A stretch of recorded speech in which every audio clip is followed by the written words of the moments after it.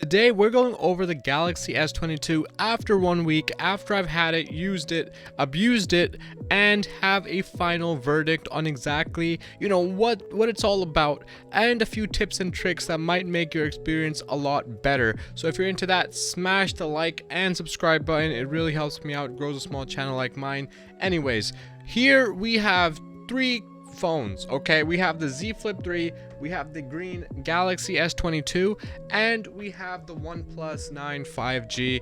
I don't have the OnePlus 10 yet. So all these three phones we have today, I'm gonna be kind of comparing the S22 with, okay, kind of pitting it against these other phones when it comes to my experience over the past week. And to get started, the first thing I have to start with is the battery life. Ladies and gentlemen, it sucks. It absolutely sucks. I made a review last week going over, the battery life initially, and it was terrible, but a lot of you guys told me in the comment section, just give it some time, wait on it, it'll get used to my habits, and it will optimize the battery. The Z Flip 3 actually did that, and it did that extremely successfully. In a week, my battery usage actually got a lot better, but the S22 unfortunately is not the same.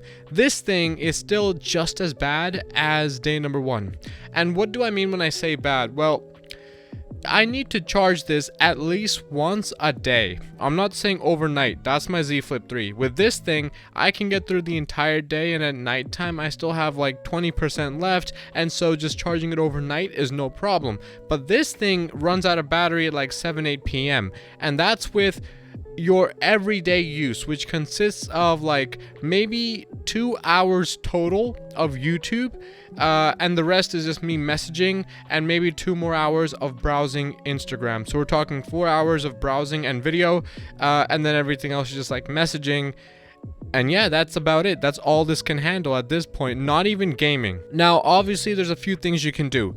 You can turn this down from 120 Hz to permanently be on 60 Hz. That's one thing you can do. You can also choose a dark wallpaper. Now, mine is kind of colorful because I like it this way.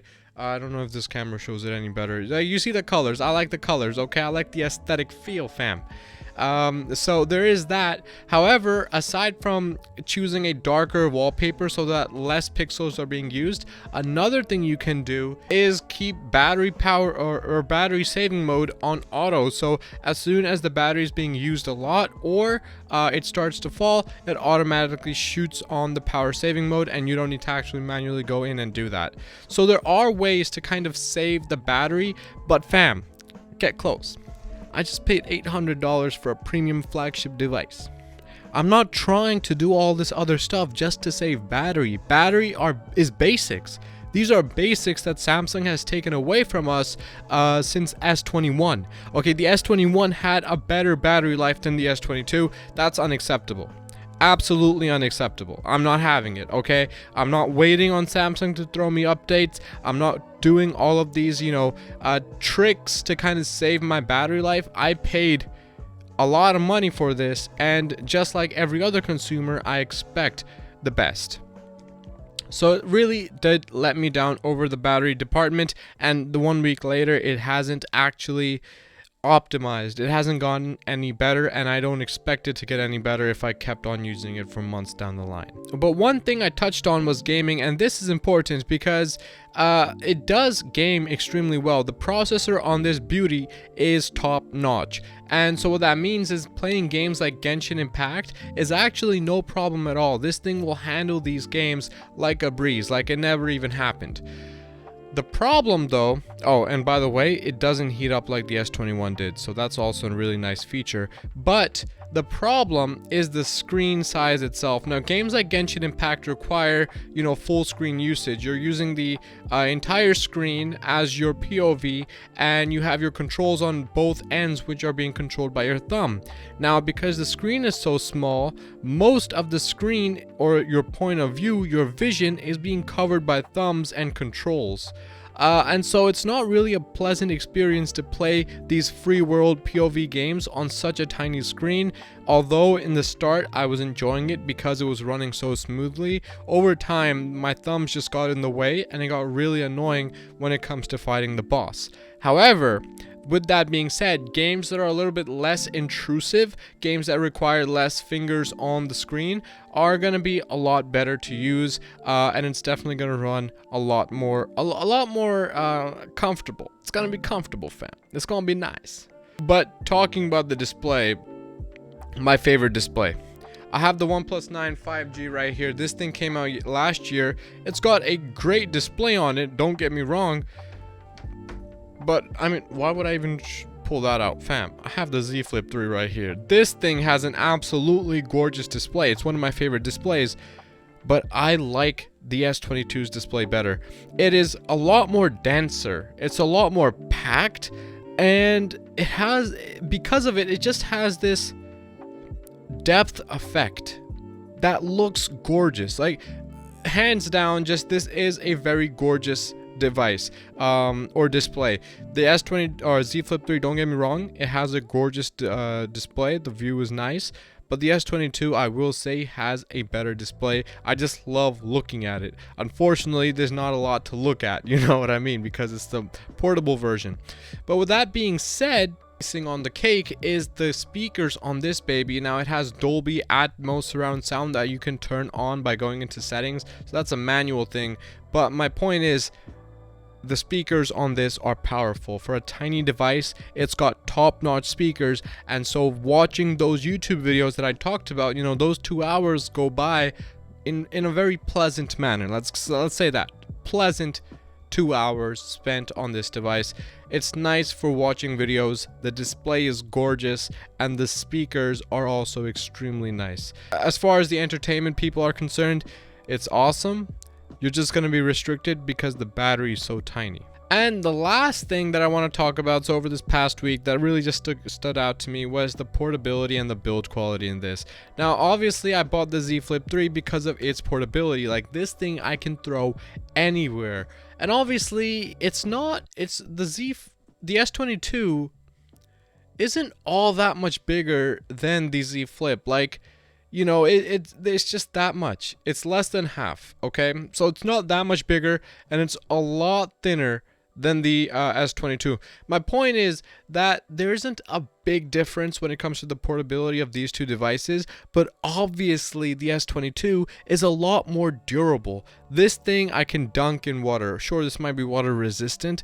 I can't dunk this in water. And even though it is water resistant, who actually wants to test that with something like this? This is a fragile device. Don't get me wrong. It's for a device that folds, it's strong. But it's still fragile because it still folds. This glass is 0.3 microns. For perspective, that's about half the grain of salt. That's how thin this glass is. So it doesn't matter how good of a device it is, how well it's held up. I've been babying this, and it is a fragile device. But this obviously is a solidly built device. Glass on the back, gorgeous device, and it is, I would say, just as portable as the Z Flip 3. So in that respect, I liked it. Having this, I didn't really feel too much of a difference or too much of a burden carrying this over the past week than I did with the Z Flip 3. So I will say that, but obviously this doesn't have a cover screen like the Z Flip 3, so it's, you know, you can't just knock notifications, reply to messages and things like that right on the cover screen. It is what it is, though. But with that being said, there are a few tricks and tips that I have for you guys to be able to use to get the most kind of out of your device itself. Just a few things that I've kind of put together. First of all, the navigation bar. So my device, I'm going to get really close, has no navigation bar in it. And that's the first thing I remove, and it's super easy to do. You go to settings, you go to display, and then you go down to navigation bar, and you take it out. And instead I just use gestures. So if I go up, it's the same as opening up all my tabs. I can scroll back down, I can scroll backwards or forwards, and that basically does the same that navigation bar did at the bottom. And the reason I take it out is because you already have such a tiny screen, you might as well, you know, take that out so you can use more of your screen for apps and for actual purposes, like for actual productivity. So it's a nice thing to do. Take out that navigation bar. You'll get used to the gestures a lot faster than you think. And it's nice because now you have more of the screen to be able to look at and use. But of course, who am I to talk about tips and tricks? Every time a new device is released, we have people jumping online that are like, fam, these are the top 10 things you have to do with your S22. And so for now, let's look at what the internet or Android Authority thinks are the best things that you need to do right now with your Galaxy S22. So here we are, fresh out of the box, fam. 10 ways to make your new Galaxy S22 even better. Let's take a look. Usually though, fair warning, ladies and gentlemen, fair warning. These are usually BS. These are like those daily life hacks. They tell you to like put holes in your face mask to breathe easier. Like it's complete stupidity here at most of the time. But there can be some value. And so that's what we're searching for today, is that little bit of value. Let's take a look at what we have. So lesson number 1, buy a case. Ladies and gentlemen, what did I say about stupidity? What did I say about stupidity, guys? This is stupidity, okay? Obviously, you have a glass device, you're gonna buy a case. And by the way, I have a bunch of Spigen cases here. I made a whole video with all the Spigen cases for the Galaxy S22. Now, obviously, there are these cases as well, these Samsung branded cases, which are fine, fam, which are great. But like, you know, if you're a deep roller, go for them. But if you're like me and you're searching for value, the Spigen cases are some of the best you can get. They're really protective, and generally they're also extremely cheap. Like they're all under $20, so it's nice to have them, and in case something were to happen, you can always buy another one. It's not a big investment, so I definitely think Spigen is the way to go. But I'm gonna keep moving because that's a stupid piece of advice. Customize your color theme. Yes, ladies and gentlemen, with Android 12, one of the things you're able to do is customize the palettes. Now, when I showed you my cover screen, let me pull that up right now. You'll notice that I have a lot of blues, purples, light blues, and Android 12 automatically picks that up. So when you go to set your wallpaper, it'll actually prompt you to have a color palette, and it'll scan your wallpaper for the right colors. So Android 12 already does that for you. I don't really consider it a hack. I'm going through some of these, and these are absolute garbage. I would never do any of these. Remap your site. Oh, no, this is one of the things I would do. Yes, this is really simple. You just go into settings and you go into labs as well.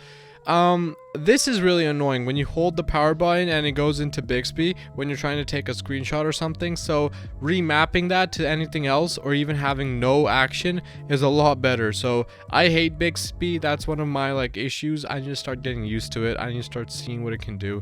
I'm sure it has a lot of power. Relax, okay? Relax. Test out the new camera. Yes, ladies and gentlemen, I actually did this. This camera is top notch. You're getting the same quality camera that you would in like the Galaxy S22 Plus, maybe not the Ultra, but these are really good cameras. I tested out the telescopic lens, the 30 times view. It gets blurry, but it's just a nice gimmick to have. Like, it just looks funny. And the late night shots, like the nighttime photography, is absolutely amazing. It was a lot of fun to use, so I would definitely recommend checking out these cameras. Way better camera than the Z Flip 3, by the way, and the Z Flip 3 camera I like better than the OnePlus 9 5G anyways. So one of my favorite cameras on an Android device right here on the S22, hands down. Definitely agree with this one right here. Create some new routines. So this is a thing that Bixby came out with, where you can now, like, if you leave your house, it'll automatically, the phone will pick up your location that it's left your home, and it'll automatically close all the smart lights you have in your house. Things like that. You can check it out, you know, test it out for yourself. I don't actually have that because I usually keep my location off, but there's other things that you can set up routines for. So take a look, see if you guys find anything useful there. Pick up a compatible charger. Okay, this is where we get into the battery game again. The battery is trash. The charging is trash. Okay, it's a 25-watt charging battery in here. What I like to use to charge this device is my OnePlus 9 charger, and that came with the phone. Sam, by the way, fam, I didn't pay extra for it. It came with the phone. Okay, that might sound like some insane thing, but no. Real brands like OnePlus still give you chargers with your $500 device, while Samsung, you can pay them $800, but they'll give you like a tipsy little cord and no charger. Stupidity, fam. Okay, but back to the point. I use my OnePlus 9 5G charger, which is a 65-watt super fast charger to charge my phone. Now, even with that powerful charger, this still takes 1 hour and 19 minutes to go from 0 to 100. Let's get that straight. 1 hour, 19 minutes with a super fast charger to go from 0 to 100. With the OnePlus 9 5G, it takes 19 minutes to go from 0 to 100, and this battery is like, I don't even know, 4,000 or 5,000 milliamp hours. This lasts me 2 days easily. Easily, it'll last me 2 days, maybe even 3 days if I don't use it a lot. Like, the standby is amazing, and that's why I'm actually going to be returning my S22. Is because no one around me wants it. You know, they're not like portability people like I am, so they're all about the S22 Plus.